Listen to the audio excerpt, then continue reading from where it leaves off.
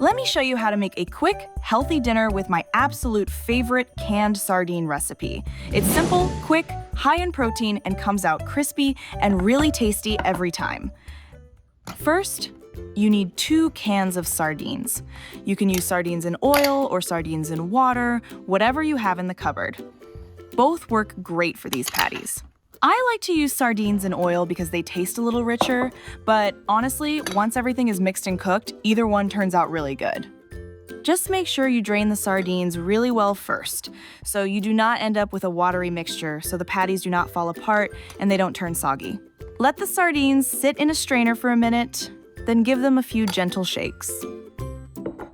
Next, put the drained sardines in a mixing bowl and use a fork to break them up.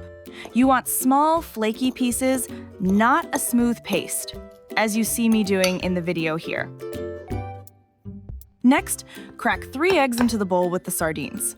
Eggs add extra protein, and they also help hold everything together, so the patties do not fall apart when you cook them. Then, add half a teaspoon of salt, a 1/4 teaspoon of black pepper, and 1 teaspoon of paprika. Mix it in well with your fork or spoon, making sure you stir all the way down to the bottom of the bowl. Once it looks evenly mixed, set it aside for a moment.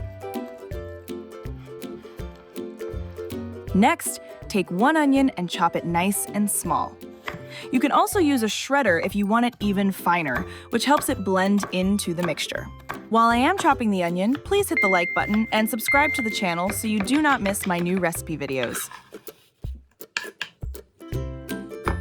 Then, add the chopped onion to the sardine mixture.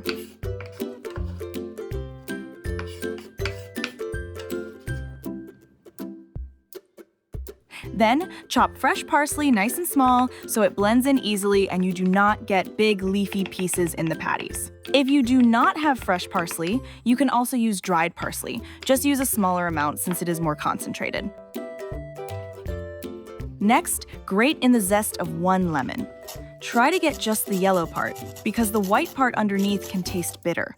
Then, add 2 tablespoons of breadcrumbs and give everything another mix. But, if you want to keep it healthier, you can use 2 tablespoons of finely ground oats instead. Now, sprinkle a light layer of breadcrumbs on your work surface.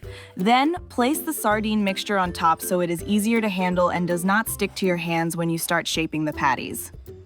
Divide the mixture into equal portions so the patties cook evenly. I like to split it in half, then split each half again so you end up with 4 portions. This recipe makes 4 large patties, so try to keep them about the same size and thickness. Use your hands to shape the patties into thick rounds as you see me doing here. Press them together firmly so they hold their shape, but do not squash them too thin. If the mixture feels a bit sticky, sprinkle a little of the breadcrumbs on the outside of each patty as you shape it, just enough to lightly coat the surface. This helps them handle easier and gives a nicer crisp when you cook them. Next, heat some vegetable oil in a pan over medium heat. Give it a minute to warm up, then carefully place the patties in. You want a gentle sizzle when they hit the pan. Fry the fish cakes for about 4 to 5 minutes on the first side, until the bottom is golden and they lift easily. Then flip and cook the other side for another 4 to 5 minutes until golden and a little crispy on both sides. These sardine patties come out golden and crisp on the outside with a soft middle.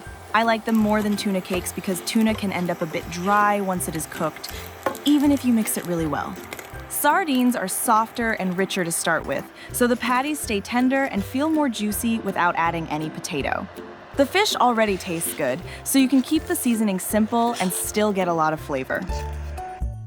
If you liked this easy canned sardine recipe, then you should also try my crispy canned sardine snack recipe here. It's quick, healthy, and surprisingly delicious, and it only takes about 10 minutes to make.